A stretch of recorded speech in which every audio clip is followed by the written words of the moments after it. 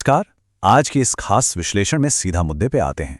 आज हम दो बिल्कुल अलग लेकिन अंदर तक झकझोर देने वाली कहानियों पर बात करने वाले हैं।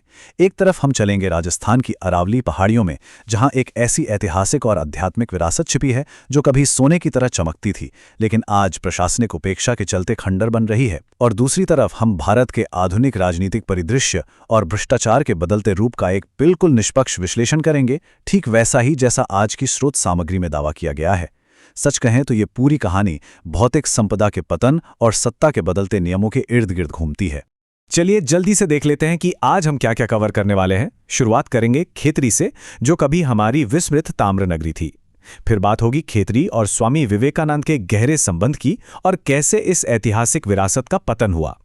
इसके बाद हम रुख करेंगे आधुनिक राजनीति, भ्रष्टाचार और दल बदल से जुड़ी सत्ता की ओर, और अंत में निष्कर्ष निकालेंगे कि आखिर हमारा भारत किस दिशा में बदल रहा है। तो सबसे पहले भाग 1, खेतरी, विस्मृत ताम्र नगरी, अरावली में एक प्राचीन आर्थिक महाशक्ति। अब जरा इस टाइमलाइन पे गौर करते हैं। राजस्थान के झुंझुनू जिले में बसा खेतरी कोई मामूली कस्बा नहीं है। सोचिए, 3300 ईसा पूर्व सिंधु घाटी और हड़प्पा सभ्यता के समय से ही यहां से तांबे की सप्लाई हो रही थी। फिर 1742 में ठाकुर किशन सिंह ने खेतरी राज्य की स्थापना की, और आज़ाद भारत में 1975 वो ऐतिहासिक साल था जब खेतरी कॉपर कॉम्प्लेक्स की बदौलत भारत तांबे के मामले में पूरी तरह आत्मनिर्भर हो गया। हमें रूस या चीन की तरफ देखने की जरूरत ही नहीं रही। लेकिन विडंबना देखिए, 2008 आते आते ये पूरा का पूरा औद्योगिक गढ़ बंदी की कगार पर पहुंच गया। आगे बढ़ते हैं। खेतड़ी और स्वामी विवेकानंद, आध्यात्मिक सेतु और एक निर्णायक वैश्विक मिशन। खेतड़ी का महत्व सिर्फ तांबे तक सीमित नहीं है, इसका एक बहुत ही गहरा आध्यात्मिक पहलू भी है। राजा अजीत सिंह ने ही नरेंद्रनाथ दत्त को स्वामी विवेकानंद नाम दिया था और उनके विश्व प्रसिद्ध शिकागो दौरे का पूरा खर्च भी उठाया था। लेकिन यहाँ एक बहुत ही मार्मिक किस्सा है जिसे गणिका प्रसंग कहते हैं। हुआ यूं था कि एक उत्सव में एक वेश्या गायिका यानी गणिका प्रस्तुति देने आई। स्वामी जी संकोच में अपने कमरे में चले गए। तब उस गणिका ने सूरदास जी का एक भजन गाया, प्रभु जी मोहरे अवगुण चित न धरो।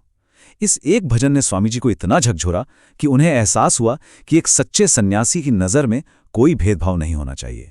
उन्होंने उस गणिका को माता कहा, और सच में यही वो पल था जिसने खेतड़ी को उनके सार्वभौमिक मानवतावाद की जन्मस्थली बना दिया। लेकिन अब आते हैं एक थोड़े निराश करने वाले हिस्से पर, ऐतिहासिक विरासत का पतन, वास्तुकला के चमत्कार और औद्योगिक दिग्गज जो अब खंडहर बन चुके हैं। यहां इस तुलना को समझना बहुत जरूरी है। खेतड़ी महल, जिसे भोपालगढ़ भी कहते हैं, उसकी वास्तुकला बेजोड़ थी। बिना खिड़कियों वाला ये महल हवा के लिए सिर्फ स्तंभों पर टिका था। और सबसे खास बात, इसमें सीढ़ियां नहीं बल्कि घोड़ों के लिए रैंप बने थे। मजेदार बात यह है कि जयपुर का मशहूर हवा महल इसी खेतड़ी महल से प्रेरित होकर बना था। लेकिन आज की सच्चाई क्या है?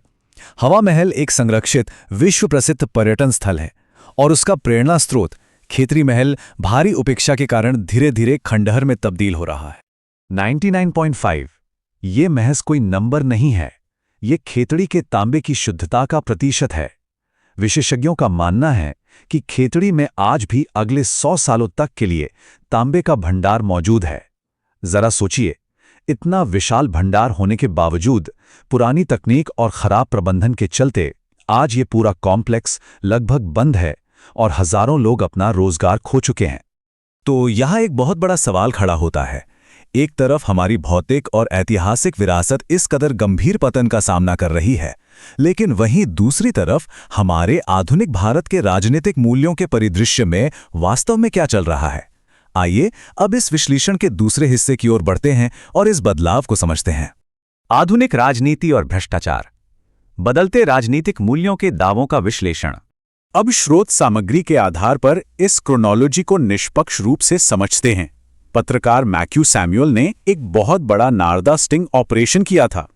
2016 के बंगाल चुनावों में यह एक भारी मुद्दा बना और सत्ताधारी दल के नेताओं ने रैलियों में इन आरोपियों की जमकर निंदा की।